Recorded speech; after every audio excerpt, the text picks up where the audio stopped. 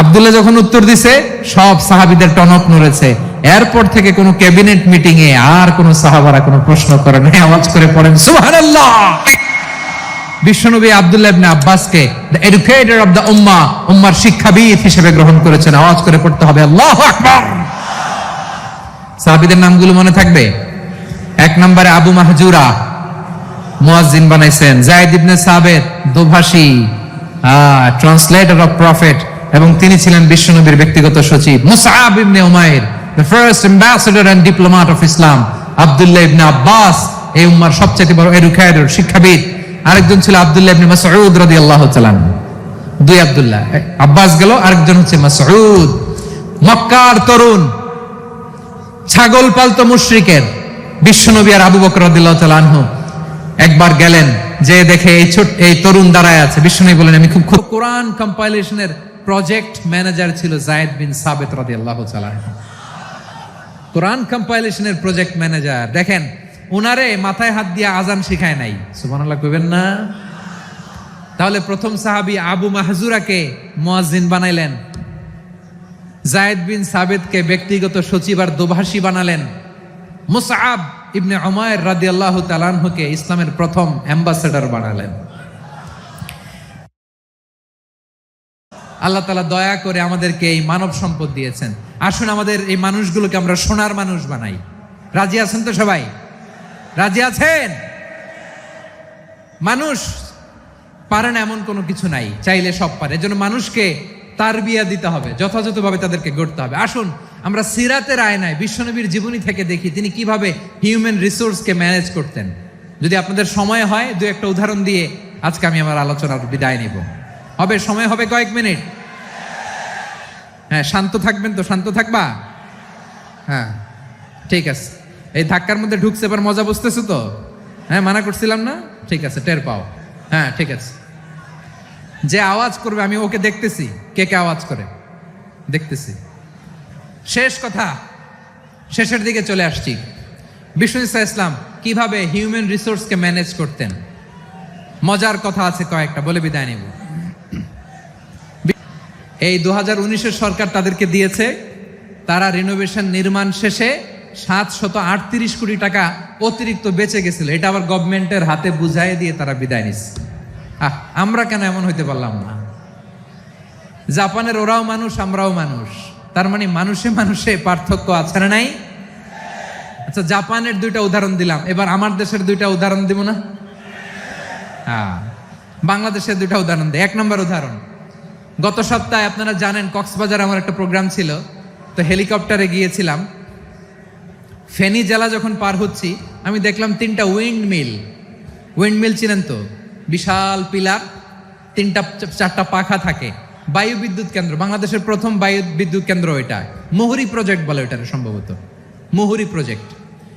তো সাগরের বাতাসের ঝাপটায় এটা ঘুরে, এনার্জিদের দোষ দিয়ে কি লাভ? একদল খাইছে, আরেক দল খাওয়ার জন্য রেডি হয়ে আছে।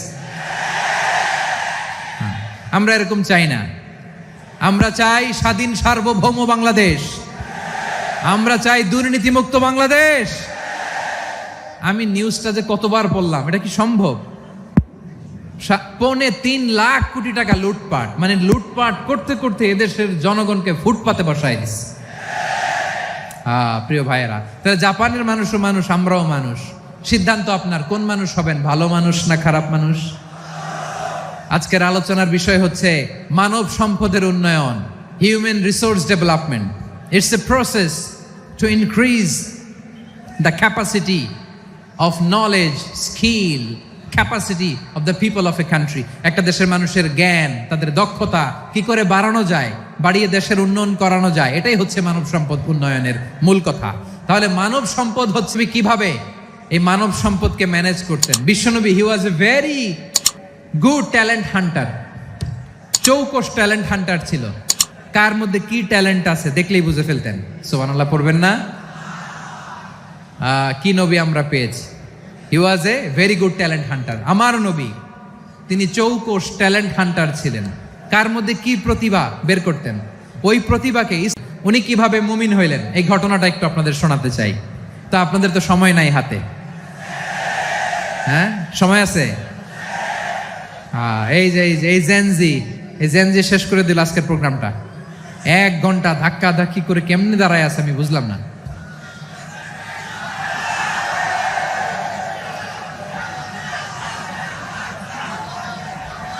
না তাকবির না, চুপ করতে হবে। What I need you stop, just shut up, চুপ। হ্যাঁ ঠিক আছে, এভাবে। আবু মাহজুরা রাদিয়াল্লাহু তাআলা আনহু কিভাবে মুসলিম হলেন আওয়াজ করে শুনেন। হুনাইনের যুদ্ধ 8ম হিজরি, বিষ্ণু ঈসা ইসলাম হুনাইনের যুদ্ধ শেষে ফিরতেছেন। পথিমধ্যে বেলাল রাদিয়াল্লাহু তাআলা আনহু, এই রাসূল সাল্লাল্লাহু আলাইহি ওয়াসাল্লাম ফিরে আসতেছেন মদিনায়। পথিমধ্যে বেলাল রাদিয়াল্লাহু তাআলা আনহু আজান দিচ্ছেন। কি দিচ্ছেন? তো পাশে ছিল মুশরিকদের একটা পল্লী, কিছু মুশরিক তরুণ, কিছু অমুসলিম কিশোর, তারা আজানকে ব্যঙ্গ করতেছে। আমাদের বাংলায় মুখ ভেঙ্গানো বলে আর কি। বেলাল রাদিয়াল্লাহু তাআলা আনহু আজান দিচ্ছেন, ওই বাচ্চাগুলো মুশরিক, তো ওরা আজানকে ব্যঙ্গ করতেছে, বিকৃতি করে ওরাও আজান দিচ্ছে। উদ্দেশ্য হচ্ছে আজানকে নিয়ে ঠাট্টা করা। উদ্দেশ্য কি? ঠাট্টা করা। ব্যাপারটা মনে কষ্ট পাওয়ার মতো ব্যাপার না? কিন্তু বিশ্বনবী ওইখানে দেখেন কি খুঁজলেন। বিশ্বনবী খেয়াল করলেন অমুসলিম কিশোরদের মধ্য থেকে একটা কিশোরের গলাটা বড় দরাজ গলা, কণ্ঠটা বড় সুন্দর। খেয়াল করে দেখলেন যে কিছু কিশোর বেলালের আজানকে ব্যঙ্গ করে, বিকৃতি করে, কিন্তু একজনের কণ্ঠ দেখতে পাচ্ছেন না এত দূরে, কিন্তু কণ্ঠটা বড় সুন্দর, দরাজ গলা। বিশ্বনবী সাহাবীদেরকে বললেন, ইসলাম বাকি অমুসলিম তরুণদেরকে ছেড়ে দিলেন, বললেন তোমরা যাও। এবার আবু মাহজুরারে পাইছে। আবু মাহজুরার চুলের মধ্যে হাত দিলেন বিশ্বনবী, মাথায় হাত দিয়ে বললেন এবার আজান দাও দেখি। আবু মাহজুরা বলে আমি তো আজান দিতে জানি না, কারণ আমি তো বেলালেরটা শুইনা দিছি, আমার তো মুখস্থ নাই, আমি তো আজান দিতে জানি না। বিশ্বনবী বললেন জানো না, তাহলে আসো আমি তোমারে শিখাই দেই। সুবহানাল্লাহ পড়েন। আবু মাহজুরা হাঁটু গেড়ে বসে, বিশ্বনবীর মোবারক হাত আবু মাহজুরার চুলের মধ্যে। বিশ্বনবী আজানের মুআল্লিম আবু মাহজুরাকে বলতেছে ঠিক আছে তোমারে শিখাই দিচ্ছি, আমি যা যা বলবো আমার সাথে সাথে বলো, পারবা? আবু মাহজুরা বলে পারবো। বিশ্বনবী আজান দিচ্ছেন, মাথায় হাত দিয়ে আল্লাহু আকবার, আল্লাহু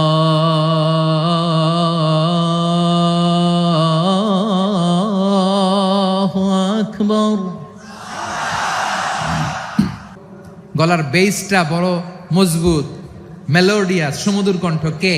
আবু মাহজুরা বলে আমার বন্ধুরা সবাই আমার দিকে আঙ্গুল দেখায়, আমি পড়ে গেছি বিপদে।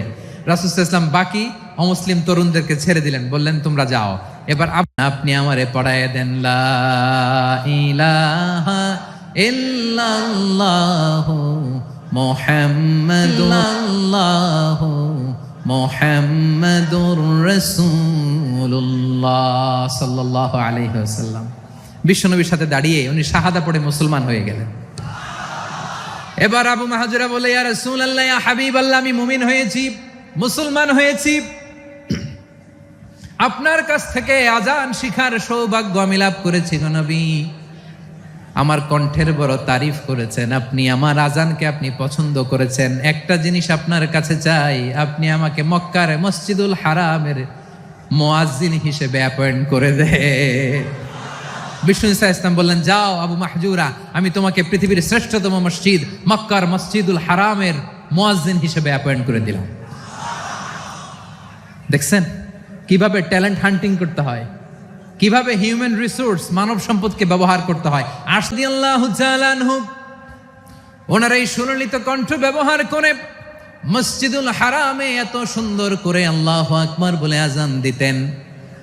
মানুষগুলোর, মুসল্লিগুলোর, মক্কাবাসীর হৃদয়কে তিনি বিগলিত করে দিতেন, মানুষের হৃদয়কে ঠান্ডা হয়ে যেত। শুধু এখানেই শেষ না আমার যশোরের ভাইয়েরা, বিশ্বনবী যখন সাইয়েদনা আবু মাহজুরা রাদিয়াল্লাহু তাআলা আনহুকে আজান শিখাচ্ছিলেন, বলেন তো বিশ্বনবীর হাতটা কোথায় ছিল? আবু মাহজুরার মাথার সামনে, এই চুলের উপরে ছিল। আবু মাহজুরা ওই স্মৃতিটাকে ধারণ করবার জন্য, ওই স্মৃতিকে বহন করার জন্য বিশ্বনবীর মোবারক হাত আবু মাহজুরার কপালের চুলের যেই জায়গায় লেগেছে, মৃত্যুর আগের দিন পর্যন্ত আবু মাহজুরা মাথার ওই চুলে কোনোদিন ছুরি আর কামার লাগায় নাই। সেখানে কেচি লাগায় নাই, চুলের মধ্যে খুর লাগায় নাই। বিশ্বনবীর মোবারক হাত আবু মাহজুরার কপালের চুলের যেই জায়গায় লেগেছে, মৃত্যুর আগের দিন পর্যন্ত আবু মাহজুরা মাথার ওই চুলে কোনোদিন ছুরি আর কামার লাগায় নাই। সেখানে কেচি লাগায় নাই, চুলের মধ্যে খুর লাগায় নাই। আবু মাহজুরা ডান দিকের চুল কাটতো, বাম দিকের চুল কাটতো, পেছনের চুল কাটতো, সামনের চুল কাটতো না। আবু মাহজুরা রাদিয়াল্লাহু তাআলা আনহুর সামনের চুলগুলো বড় হতে হতে যখন এত বড় হয়ে যায়, তিনি চুলগুলো পেঁচিয়ে মাথার মধ্যে রাখতেন, তারপরে তিনি পাগড়ি পরতেন। সবাই জিজ্ঞেস করতো, আবু মাহজুরা এটা আবার কেমন স্টাইল? দেখতে তোমার কি বিদঘুটে লাগে? কেমন অড লাগে? কেমন খারাপ দেখা যায়? মক্কায় এমন কোন মানুষ তো দেখি নাই ডানে চুল কাটে বায়ে চুল। মোবারক হাত, পবিত্র হাত আমার মাথার চুলের যেই জায়গায় লেগেছে, আমি চাই ওই চুলগুলা নিয়ে আমি আমার কবরের ভিতরে যাব। সাইয়েদনা আবু মাহজুরা রাদিয়াল্লাহু তাআলা আনহু ইন্তেকালের আগের পর্যন্ত মাথার সামনের চুলগুলা কাটে নাই। মাথার সামনের চুল তিনি কাটেন নাই। সুবহানাল্লাহ বিহামদি। কেমন ভালোবাসতেন বিশ্বনবী সাহাবীদেরকে, সাহাবারা কেমন ভালোবাসতেন বিশ্বনবীকে। সামনের চুলগুলো বড় হতে হতে এত বড় ছিল, পেঁচিয়ে রেখে পাগড়ি করতেন, কাটতেন না। নবীর হাত লেগেছিল। সুবহানাল্লাহ পড়েন। তাহলে what is the lesson? Moral of the story কি? মোরাল অফ দ্য স্টোরি হচ্ছে, আসছিল আজানকে ব্যঙ্গ। সুবহানাল্লাহ বিহামদি। কেমন ভালোবাসতেন বিশ্বনবী সাহাবীদেরকে, সাহাবারা কেমন ভালোবাসতেন বিশ্বনবীকে। সামনের চুলগুলো বড় হতে হতে এত বড় ছিল, পেঁচিয়ে রেখে পাগড়ি করতেন, কাটতেন না। নবীর হাত লেগেছিল। সুবহানাল্লাহ পড়েন। তাহলে what is the lesson? Moral of the story কি? মোরাল অফ দ্য স্টোরি হচ্ছে, আসছিল আজানকে ব্যঙ্গ করার জন্য, বিকৃত করার জন্য, হয়ে গেল মসজিদুল হারামের মুয়াজ্জিন। দেখেন বিশ্বনবী একটা খারাপ সিচুয়েশনের মধ্যে থেকে কি ভালো জিনিস বের করে আনলেন। আমি যে শুরুতে বলেছি কিভাবে তিনি হিউম্যান রিসোর্সকে ডেভেলপ করেছেন, ম্যানেজ করেছেন। তিনি যে চৌকস ট্যালেন্ট হান্টার ছিল, দেখেন সবার মধ্যে থেকে এর বাছাই করে মুয়াজ্জিন বানাই দিয়েছেন। সুবহানাল্লাহ পড়েন। তার মানে এই না সবাইরে ধরে ধরে উনি তাকে ওই কাজে অ্যাসাইন করেছেন। যার যেই প্রতিভা আছে তার প্রতিভাকে ইসলামের কাজে লাগিয়েছেন। সুবহানাল্লাহ পড়েন। যায়েদ বিন সাবিত রাদিয়াল্লাহু তাআলা আনহু নাম শুনেছেন?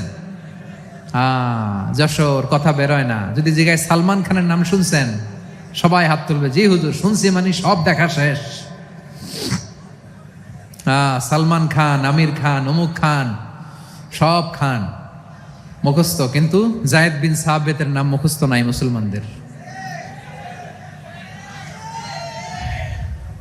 যেই সাহাবী মাথার সামনের চুল কাটে নাই, মসজিদুল হারামের মুয়াজ্জিন বানাইছেন বিশ্বনবী, সাহাবীর নাম কি? খায়া ফেলাইছে, স্লোগানের সাথে খায়া ফেলাইছে। আবু মাহজুরা। কি নাম?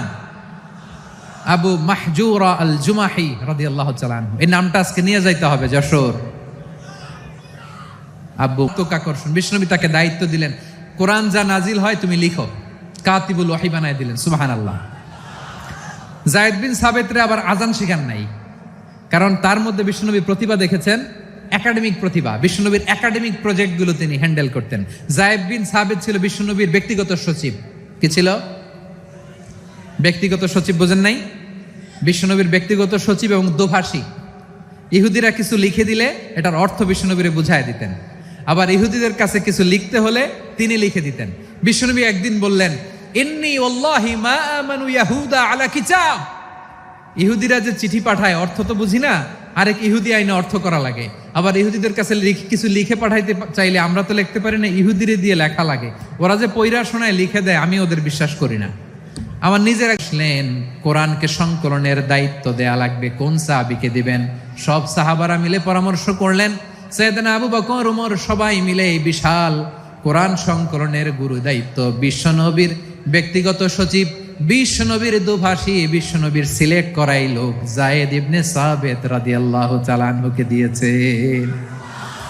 কোরআনের কবি তো আজকে এখানে রাখে নাই। এই যে আজকের যে কোরআন পড়েন, এটা আগে এরকম ছিল না। কোরআন নাজিল হলে সাহাবারা ওটের চামড়ায় লিখে ফেলতো, ওটের চ্যাপ্টা হাড্ডির মধ্যে লিখে ফেলতো। গাছের গুড়ির মধ্যে লিখে ফেলতো, বিভিন্ন জনের কাছে ছড়ানো ছিটানো ছিল। আবু বকর রাদিয়াল্লাহু তাআলা আনহু একসাথে করলেন, পরবর্তীতে উসমান রাদিয়াল্লাহু তাআলা আনহু একসাথে করলেন 114 সূরার। এখন এই মুসহাফ, এই কম্পাইলেশন, এই কপি আমরা পেয়েছি, যার হিউজ কন্ট্রিবিউশন ছিল। এই পুরো কোরআন কম্পাইলেশনের প্রজেক্ট ম্যানেজার ছিল যায়েদ বিন সাবিত রাদিয়াল্লাহু তাআলা আনহু। সাহাবারা চামড়ার, ওটের চামড়ায় লিখে ফেলতো, ওটের চ্যাপ্টা হাড্ডির মধ্যে লিখে ফেলতো, গাছের গুড়ির মধ্যে লিখে ফেলতো, বিভিন্ন জনের কাছে ছড়ানো ছিটানো ছিল। আবু বকর রাদিয়াল্লাহু তাআলা আনহু একসাথে করলেন, পরবর্তীতে উসমান রাদিয়াল্লাহু তাআলা আনহু একসাথে করলেন 114 সূরার। এখন এই মুসহাফ, এই কম্পাইলেশন, এই কপি আমরা পেয়েছি, যার হিউজ কন্ট্রিবিউশন ছিল। এই পুরো কোরআন কম্পাইলেশনের প্রজেক্ট ম্যানেজার ছিল যায়েদ বিন সাবিত রাদিয়াল্লাহু তাআলা আনহু। কোরআন কম্পাইলেশনের প্রজেক্ট ম্যানেজার, দেখেন উনারে মাথায় হাত দিয়ে আজান শিখায় নাই, সুবহানাল্লাহ কইবেন না? তাহলে প্রথম সাহাবী আবু মাহজুরাকে মুয়াজ্জিন বানাইলেন, যায়েদ বিন সাবিতকে ব্যক্তিগত সচিব আর দোভাষী বানালেন, মুসআব ইবনে উমাইর রাদিয়াল্লাহু তাআলা আনহুকে ইসলামের প্রথম অ্যাম্বাসেডর বানালেন।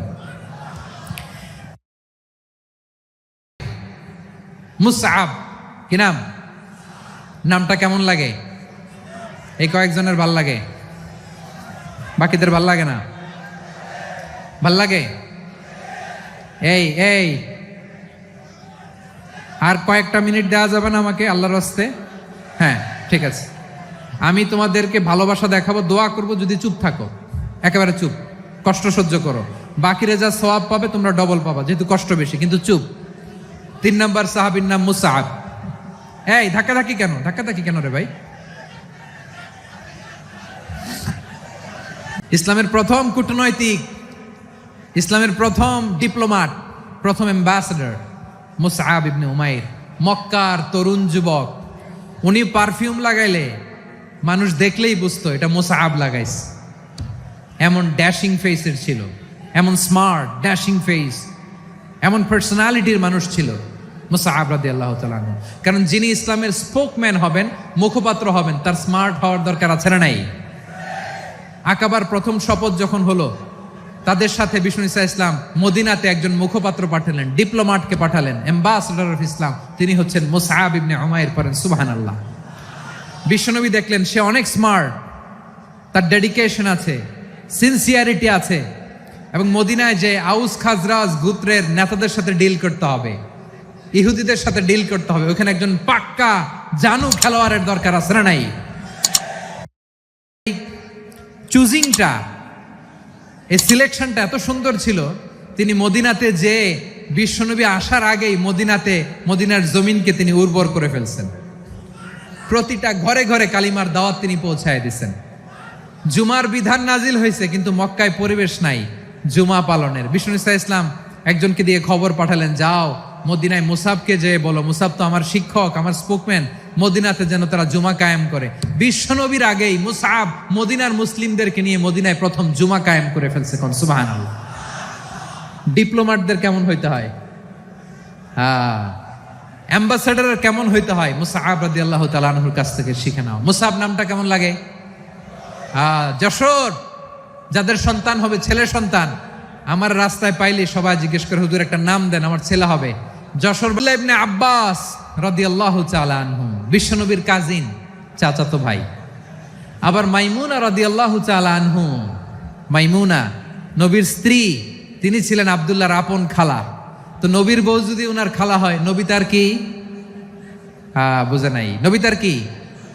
খালু। তাহলে সম্পর্ক অনেক গভীর, কাজিন আবার খালু, ছোট্ট মানুষ, তাই রাতে মাঝে মাঝে ঘরে থাকতো। বিশ্বনবী দেখলেন আব্দুল্লাহ যেহেতু আমার ঘরে ঢুকতে পারে, আব্দুল্লাহরে এই উম্মতের বড় শিক্ষাবিদ বানাইতে হবে। কথা বোঝে নাই? আব্দুল্লাহকে কি বানাইতে হবে? শিক্ষাবিদ, এডুকেটর অফ দিস উম্মাহ, এই উম্মার শিক্ষাবিদ বানাইতে হবে। তাই আব্দুল্লাহ ইবনে আব্বাসকে বিশ্বনবী হাতে কলমে শিক্ষা দিয়েছেন।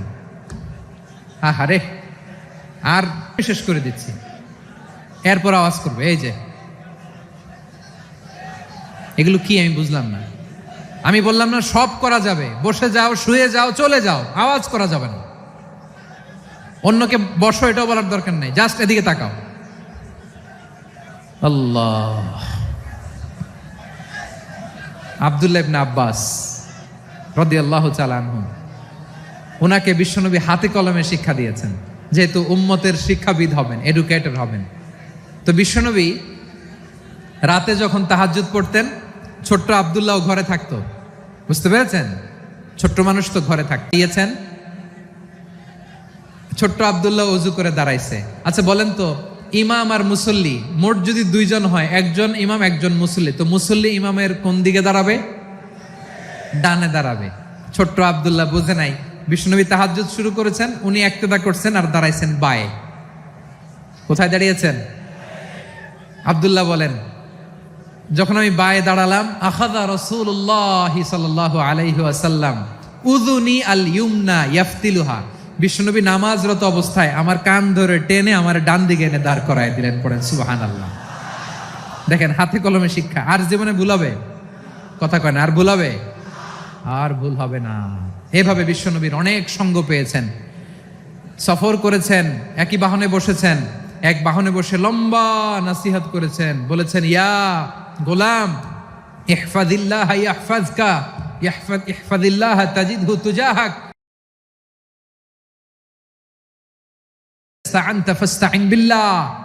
আল্লাহর বিধান মানো, আল্লাহর বিধান রক্ষা করো, আল্লাহ তোমায় রক্ষা করবে।